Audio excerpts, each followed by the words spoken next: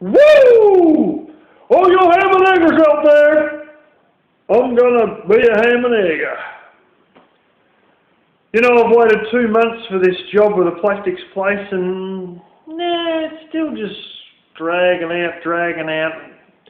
They've just been leading me on quite a bit.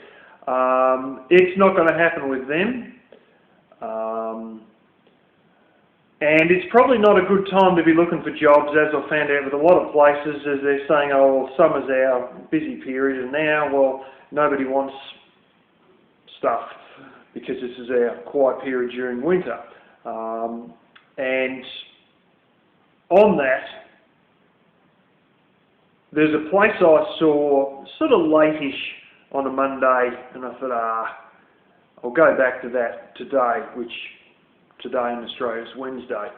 And I did go back there today, looked in the place, nobody was round, but they've sort of got like a shed with 2 roller doors and this removalist business on one side, but sort of just does pretty local sort of removals, you know, not like real long distance, ones that only like, 100, 150 miles sort of thing at a maximum. And this other jumping castle business, and I walked in the door and had a look, and there's a lunchroom, but there's no real office, and they're removalists, and then I thought, well, stuff this, what's that over there? They've got a blooming office over there for the jumping castle thing.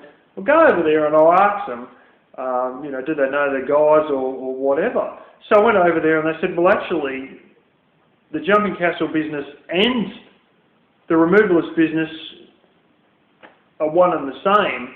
It's all owned by the one family.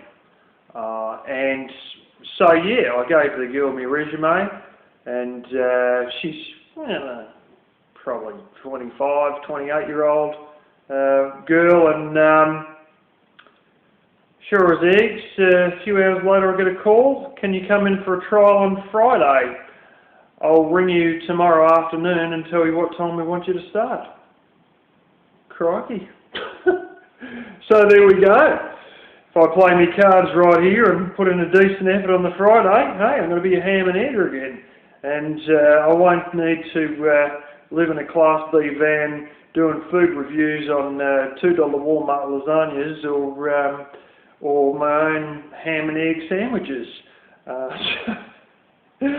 So yeah, it'll be good to be back in the money. I sort of knew that it was a hard time to get work in the winter, but I was living on this pretty weak promise that didn't come through. But hey, so what? Someone else come through, and I've had quite a few positive responses when I was in there on Monday from other joints as well.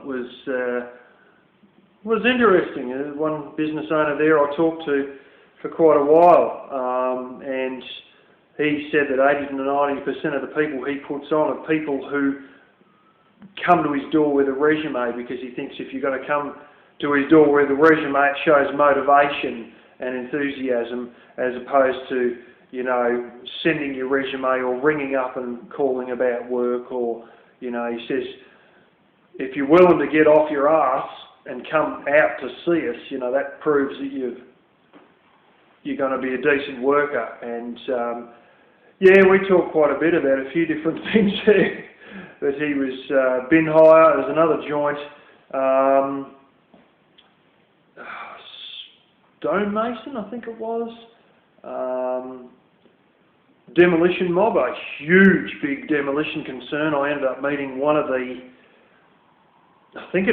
owners, the original founder's son, talking to him, and he was reasonably positive. But anyway, we've put a resume in, and looks as though we've, got a trial offered to us literally, 2 or 3 hours later. So, so we'll give that a go, put in a decent effort there, and I might be moving people around.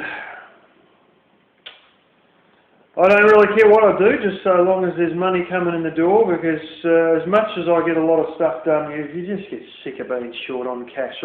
this blooming dunny system that I've got to get sorted, you know, that it doesn't need repair. It needs freaking complete replacement altogether. And that means there's going to have to be digging through rocks and everything. But to get it in, $2,000. But then $2,000's hard on welfare. But then when you're pocketing $700 a week, $800 a week, $2,000's fucking nothing, you know.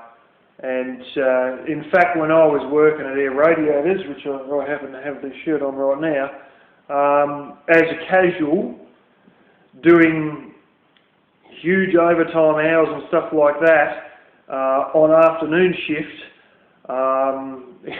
in a lead-restricted area, I was taking home $1,086 a week, and I had $800 disposable income every week.